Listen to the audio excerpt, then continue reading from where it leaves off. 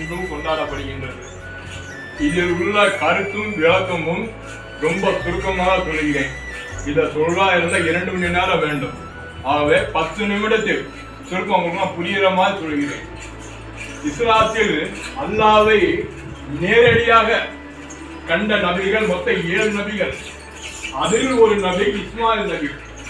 அவர் என்ன செய்கிறார், ஒரு நாள் இரவு தூக்கத்தில் கனவு ஒன்று வருகிறது அல்லாஹ்வின் மூலமாக.